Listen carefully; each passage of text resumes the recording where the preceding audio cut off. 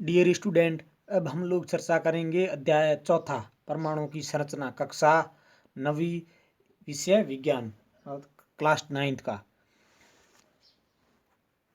Canal किरणों को Goldstein ने खोजा। प्रोटॉन, इसमें है इलेक्ट्रॉन, परमाणु, इलेक्ट्रॉन, और उसमें कैथोड किरणों से थॉमसन ने देखा, और इधर न्यूट्रॉन से चैडविक ने खोजा न्यूट्रॉन को। परमाणु के मॉडल, थॉमसन का परमाणु मॉडल, रदरफोर्ड का परमाणु मॉडल और बोर का परमाणु मॉडल। विभिन्न कक्षाओं में इलेक्ट्रॉन का विवरण, 2n² नियम, बोरबरी नियम, संयोजक कक्षा और संयोजी इलेक्ट्रॉन। परमाणु संख्या, परमाणु में प्रोटॉनों की संख्या, द्रव्यमान संख्या, प्रोटॉनों की संख्या प्लस न्यूट्रॉन की संख्या, समभारिक या समस्थानिक। एक समान परमाणु संख्या पर भिन्न भिन्न द्रव्यमान संख्या और एक समान द्रव्यमान संख्या पर भिन्न भिन्न परमाणु संख्या। मतलब समस्थानिक एक समान परमाणु संख्या होती है उसमें, और समभारिक में भार समान होता है और परमाणु संख्या भिन्न होती है। इसमें हम लोग अध्ययन करेंगे इलेक्ट्रॉनों की खोज, कैथोड किरणें, प्रोटॉनों की खोज, एनोड किरणें या कैनाल किरणें, न्यूट्रॉन की खोज, परमाणु मॉडल, थॉमसन का परमाणु मॉडल, रदरफोर्ड का परमाणु मॉडल, बोर का परमाणु मॉडल। विभिन्न कक्षाओं में इलेक्ट्रॉनों का वितरण, संयोजकता, परमाणु संख्या तथा द्रव्यमान संख्या, समस्थानिक तथा इनके उपयोग और समभारिक। जॉन डाल्टन ने परमाणु को अविभाज्य इकाई माना था, पर उनका यह तथ्य 19वीं शताब्दी के अंत में नकार दिया गया। असल में वैज्ञानिकों ने उसे उस दौरान परमाणु में आवेशित कणों जैसे इलेक्ट्रॉन, प्रोटॉन और अनावेशित कण न्यूट्रॉन की खोज की थी। इन्हीं कणों को उपपरमाणविक कण कहा जाता है। इलेक्ट्रॉनों की खोज कैथोड किरणें जैसे टॉमसन ने कैथोड किरणों की मदद से परमाणु में इलेक्ट्रॉनों की उपस्थिति के बारे में बताया। इलेक्ट्रॉनों के बारे में कुछ महत्वपूर्ण तथ्य। इलेक्ट्रॉन पर आवेश -1.6 × 10⁻⁻19 कूलम होता है, और इलेक्ट्रॉन पर द्रव्यमान होता है 9.1 × 10⁻31 किलोग्राम। ये इनका इलेक्ट्रॉन का द्रव्यमान होता है। प्रोटॉन की खोज, एनोड किरणें या कैनाल किरणें। ई गोल्डस्टीन ने इनके द्वारा प्रसिद्ध एनोड किरण या कैनाल किरणों के प्रयोग के द्वारा परमाणु में धनावेशित यानी कण प्रोटॉन की खोज की। प्रोटॉन के कुछ तथ्य। प्रोटॉन पर आवेश धनात्मक होता है 1.6 × 10⁻⁻19 कूलम, और प्रोटॉन का द्रव्यमान 1.673 × 10⁻⁻24 ग्राम होता है। यानी प्रोटॉन का द्रव्यमान 1840 × इलेक्ट्रॉन का द्रव्यमान। न्यूट्रॉन की खोज, जेम्स चैडविक ने हल्के तत्वों जैसे लिथियम, बोरॉन इत्यादि की अल्फा कणों के साथ भिड़ंत करवाई, जिसके कारणवश एक नए कण जिसका द्रव्यमान प्रोटॉन के बराबर था तथा आवेश रहित था की उत्पत्ति सिद्ध हुई। इन कणों को न्यूट्रॉन का नाम दिया गया। न्यूट्रॉन हाइड्रोजन के प्रोटियम समस्थानिक में नहीं होते, क्योंकि इलेक्ट्रॉन का द्रव्यमान प्रोटॉन तथा न्यूट्रॉन के द्रव्यमान से अत्यधिक कम है। इसलिए परमाणु का द्रव्यमान प्रोटॉन और न्यूट्रॉन के द्रव्यमानों का योग होता है। परमाणु मॉडल, उपपरमाणविक कणों जैसे कि इलेक्ट्रॉन, प्रोटॉन और न्यूट्रॉन की खोज के उपरांत परमाणु के विभिन्न मॉडल दिए गए। उनमें से कुछ परमाणु के मॉडल इस तरह के हैं: थॉमसन का परमाणु मॉडल, रदरफोर्ड का परमाणु मॉडल और बोर का परमाणु मॉडल। इन दिनों क्वांटम यांत्रिकी परमाणु मॉडल वैज्ञानिक तौर पर सही पाया गया और इस मॉडल को स्वीकृति दी गई। इस मॉडल को उच्च कक्षाओं में पढ़ाया जाएगा। थॉमसन का परमाणु मॉडल। थॉमसन ने इस परमाणु मॉडल को कटा तरबूज मॉडल भी कहा था। थॉमसन के इस मॉडल के परमाणु में धनावेशित तरबूज के खाने वाले लाल भाग की तरह बिखरा रहता है, जबकि इलेक्ट्रॉन धनावेशित गोले में तरबूज के बीज की भांति धंसे होते हैं।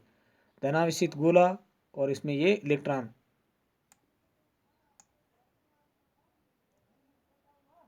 हालांकि इस मॉडल ने परमाणुओं के आवेश रहित अभिलक्षण की विवेचना की, पर कुछ वैज्ञानिकों को ये मॉडल नहीं समझ आया, इसलिए इसे नकार दिया गया। रदरफोर्ड ने अपने प्रयोग से तेज से चल रहे अल्फा हीलियम नाभिक कणों को सोने के पन्नी से टक्कर कराई।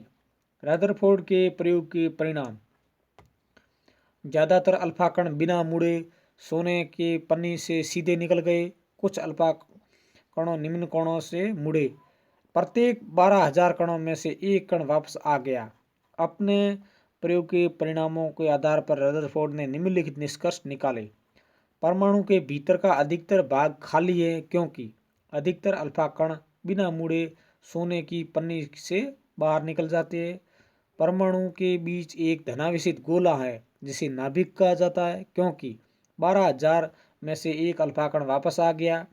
क्योंकि ज्यादातर अल्फा कण सोने की पन्नी से सीधे निकल गए और कुछ ही कणों में झुकाव देखा गया।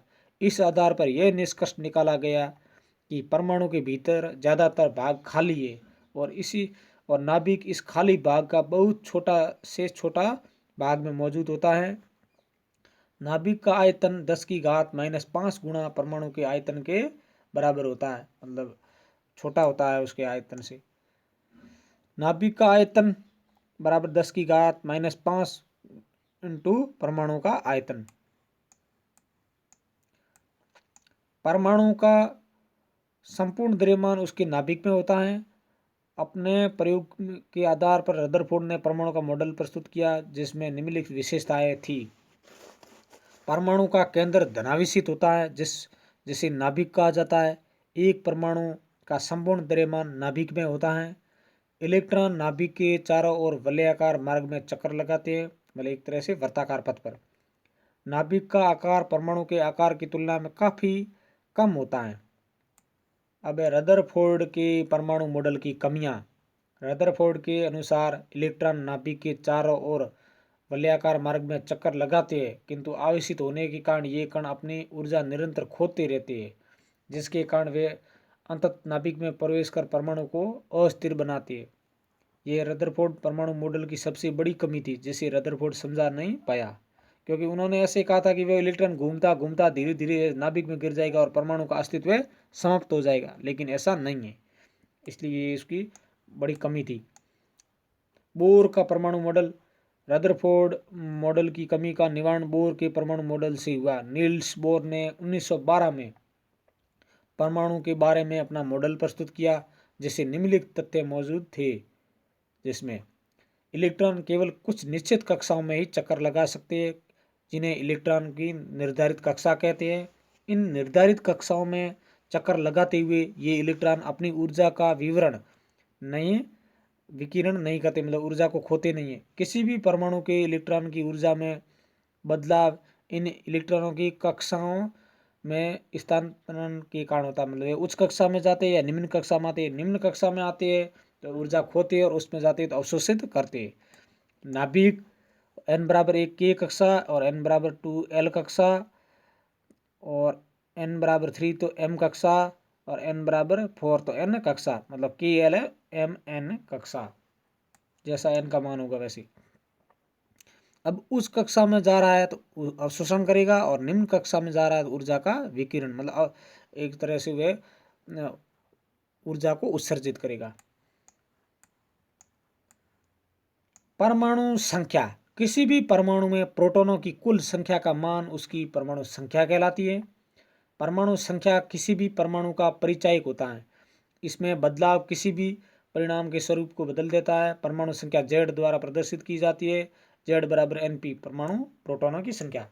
किसी भी अनावेशित परमाणु में प्रोटॉन तथा इलेक्ट्रॉन की संख्या बराबर होती है। द्रव्यमान संख्या। द्रव्यमान संख्या किसी परमाणु के नाभिक में मौजूद प्रोटॉन तथा न्यूट्रॉन की संख्या का जोड़ होती है। द्रव्यमान संख्या को A द्वारा प्रदर्शित किया जाता है। A Np प्रोटॉनों की संख्या और न्यूट्रॉनों की संख्या। प्रोटॉनों की संख्या प्लस ये न्यूट्रॉनों की संख्या होती है द्रव्यमान संख्या। परमाणु का प्रस्तुतिकरण। द्रव्यमान संख्या A और परमाणु संख्या Z। E तत्व का प्रतीक है। उदाहरण 13 Al एल्यूमिनियम और 26, तो Zal 13 है प्रोटॉनों की संख्या और ए बराबर 13 प्रोटॉनों की संख्या और न्यूट्रॉनों की संख्या का योग होता है ये 26। तो इसका इस तरीके से मतलब ये तो है, ऊपर है द्रव्यमान संख्या को लिखा गया है और नीचे परमाणु संख्या को लिखा गया है।